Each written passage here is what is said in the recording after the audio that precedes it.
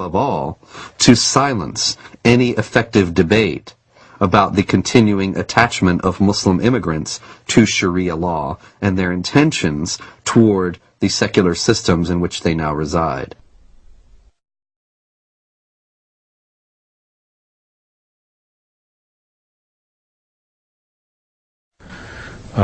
Is that this is not a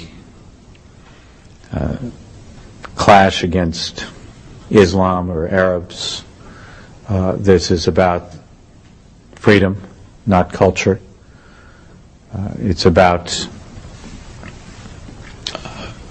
working with Islamic governments who want to move forward into the modern world, working with Islamic governments who see their face as the face of peace, and working against the violence and the terror and the people that would seek to hold back the world and would seek to disrupt peace and freedom for others. And so that is what it's about for us. The true faith of Islam, we believe, is a religion of peace, and we intend to work with them in that regard. The true faith of Islam, we believe, is a religion of peace. Islam has to be known as more than a religion. The idea that Islam is a spiritual religion like, for instance, Christianity, is completely incorrect. It would be incorrect to describe Islam as primarily, let alone solely, a religion. Since its early beginning in Muhammad's lifetime, it has also been a geopolitical project and a system of government, a political ideology, if you will. Islam from its beginnings was both a religion and a system of government.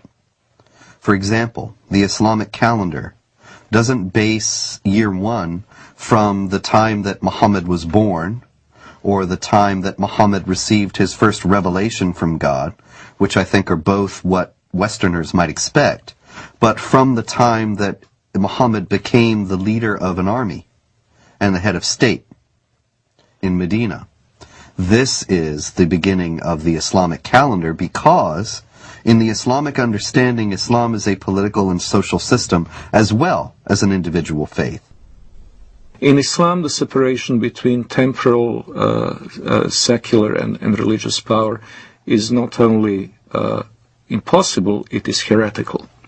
Only in the complete blending of all aspects of human activity and all aspects of political and legal functions of the state can we have the caliphate, the properly organized state that is pleasing to Allah.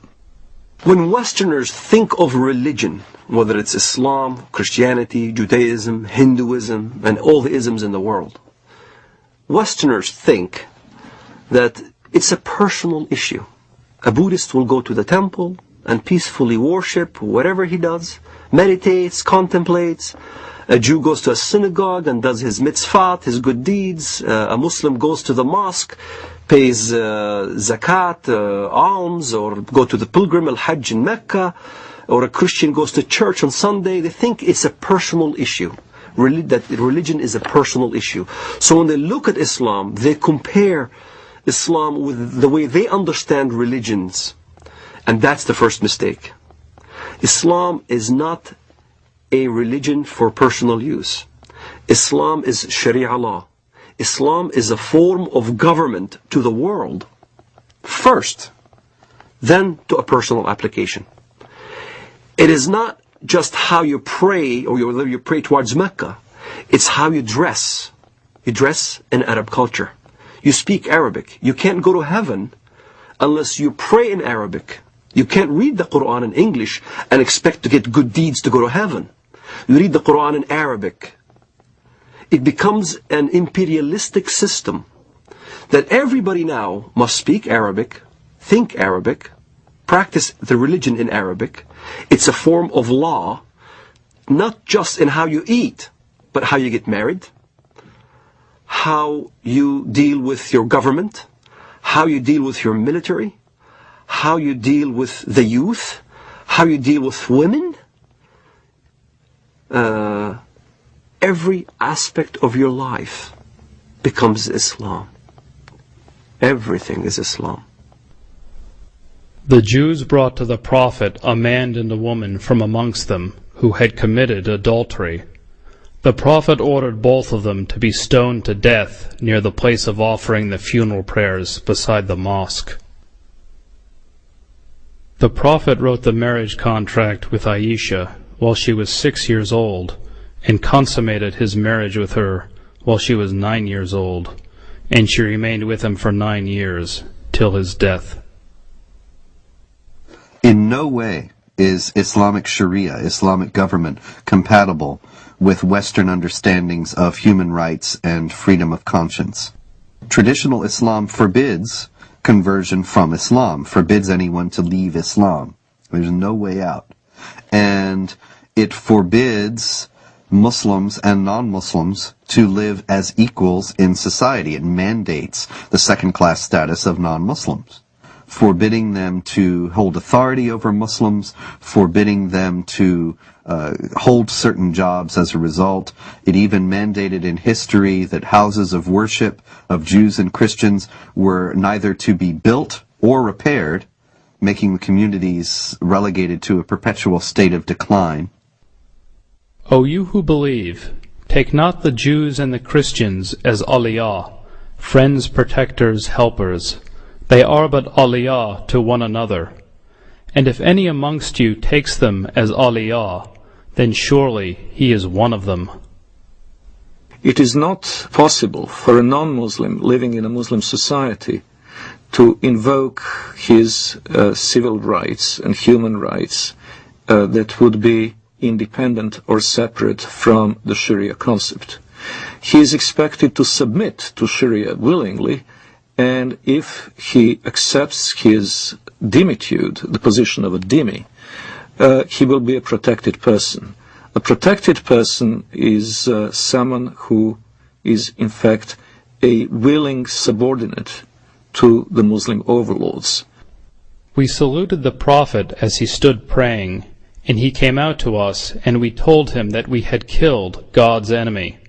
He spat upon our comrades' wounds, and both he and we returned to our families.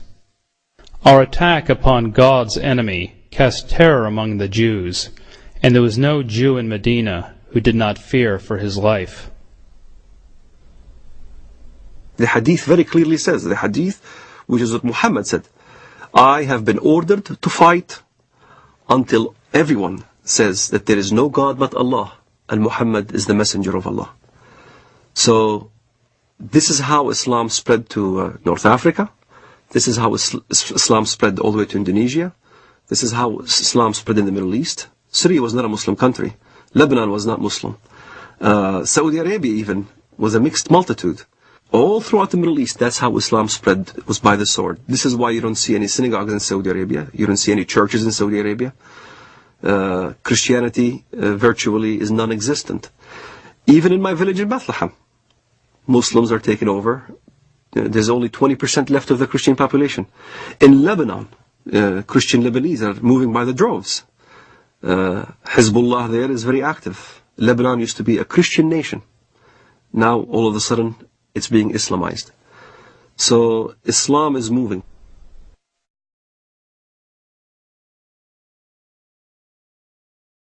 There is no God but Allah. There is no God but Allah. Muhammad is his messenger. Muhammad is his messenger. La ilaha illallah. La ilaha illallah. Jihad fi sabilillah. Jihad fi sabilillah. Follow the Holy Quran. Follow the Holy Quran. Follow the Holy Quran. Follow the Holy Quran. There is no God but Allah. There is no God but Allah. Muhammad is his messenger. Muhammad is his messenger. Unite Muslims everywhere.